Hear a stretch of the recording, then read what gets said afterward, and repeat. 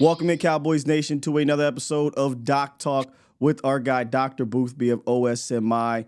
And boy, it was a wonderful victory last night, Doc. How are you feeling? Good stuff, man. I was able to catch the game, I'm sure, with everybody else, and just so many positives. Yes. Just a lot of good vibes going forward here. Just the team looks good, and firing on all cylinders on both sides of the ball. So really good stuff. Team looks good. Team looks relatively healthy. We'll Yep. get some word on a particular injury to a player a little bit later. But one of the injuries, it had nothing to do with the player, that caught Cowboys Nation by surprise earlier in the week, last week, was head coach Mike McCarthy. He woke Yeah. up, and he had some abdominal pain, and he went and Sure. saw the team doctors, and I guess he was diagnosed with acute appendicitis. And for Yep. somebody like me, I had no idea what that meant. Can you kind of explain to us first, what is acute appendicitis? Sure. No, this is something that is, relevant on the sports side, because it can get players and staff and coaches, just like anybody else. It can also get you and me, and so this is an important one to kind of to delve into. But your appendix is basically it's kind of a vestigial part of our GI tract.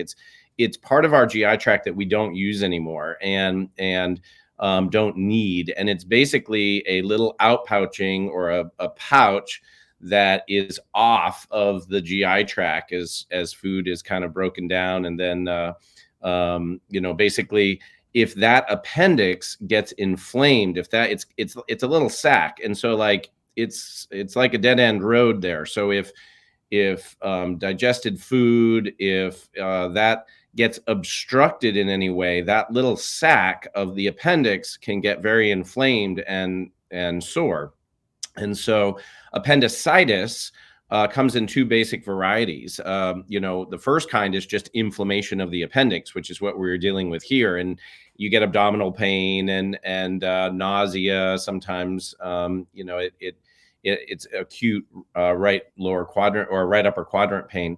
And that's the good kind. Now, the bad kind is where this gets ignored, Hmm. and all of a sudden that appendicitis becomes a ruptured appendix, basically where enough pressure builds up in the appendix, that little sac, that it can literally, let go. And that's a real problem and can be an incredible emergency, because you've got all of this, digestive enzymes and broken down food and basically bacterial load that's going into your body cavity. So that is not a good thing, and obviously would have required significant hospitalization in that. But that's not what we were dealing with here. We were just dealing with the inflammatory part of it. And it required surgery. So anytime I hear, especially, Mike's 60 years old, so it's not like he's a young, spring chicken. So anytime I hear you have to go on surgery and get opened up for something like that in the abdominal area, I get a little bit concerned. But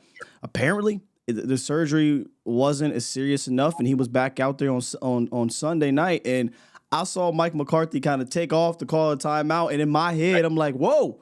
Is that okay? Because he just had a surgery. So can you kind of explain what the surgery part is, and if it's normal to be back out there doing work activities a few days later?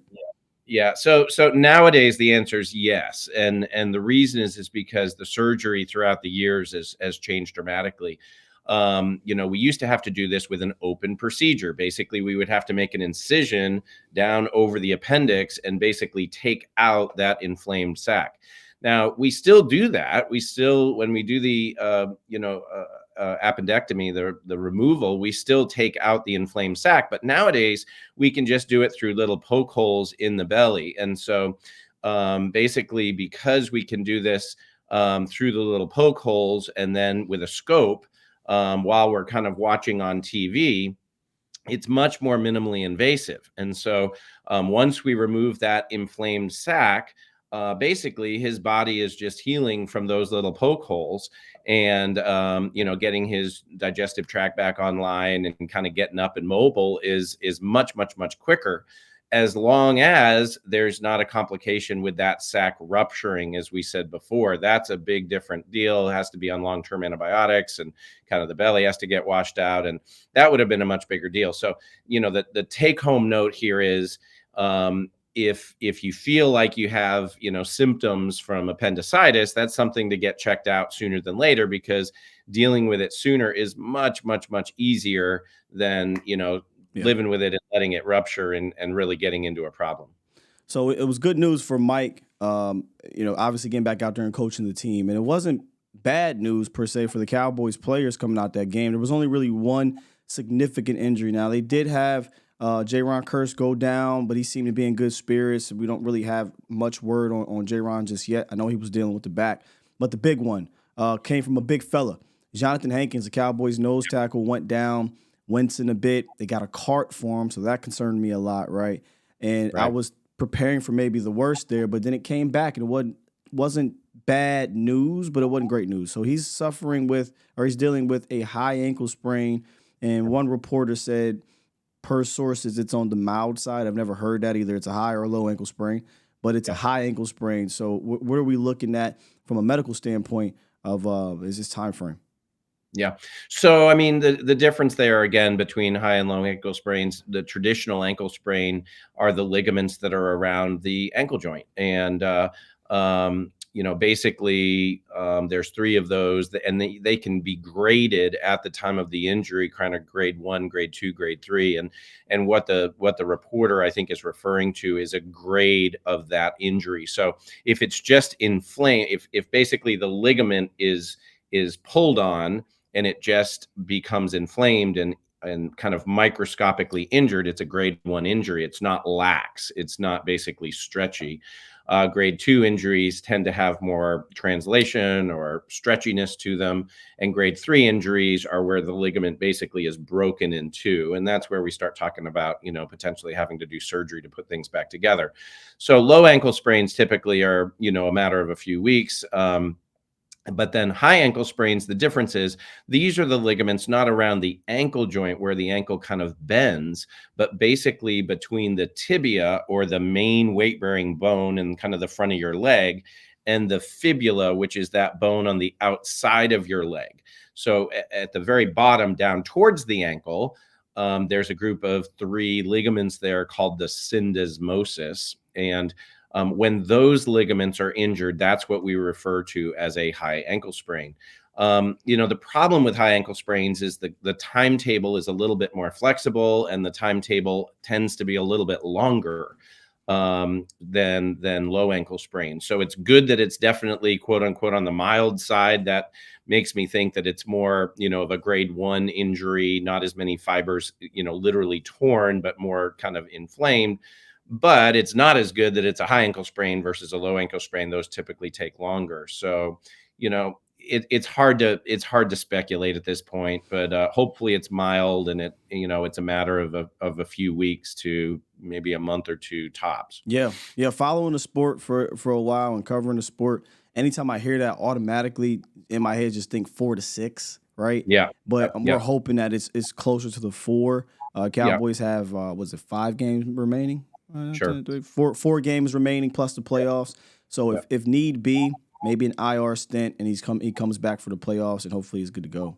Yeah, and that's the key. And again, different than you and me, maybe these guys are getting obviously Yeah. daily treatments and all of the very best kind of to try and mobilize it, to let it heal first, and then get it moving, and all of the very best nutritional support they can get to try and get this to heal. So again, people always want speculation, time frames, and it's really, really hard to look in that crystal ball and know exactly. But we're hoping the best for him as he progresses. Hopefully, if he makes good progress in the first couple weeks, we can expect to see a shorter stint here. So we should get some more information on that pretty soon. Hey, doc, if somebody has a high ankle sprain around this area, involving sports or maybe not involving sports, let them know where they can come and find you guys. Yeah, for sure. So we're the Orthopedic and Sports Medicine Institute. We've got 3 locations here in Fort Worth, also in Decatur, and in Mansfield. Best way to get a hold of us is either by phone, 817-529-1900, or you can always find us on the web at www.osmifw.com. There you have it, Cowboys Nation. Another fantastic episode of Doc Talk with Dr. Boothby. Thank you so much, Doc, and we'll see you next time. Appreciate it, guys. Talk to you later.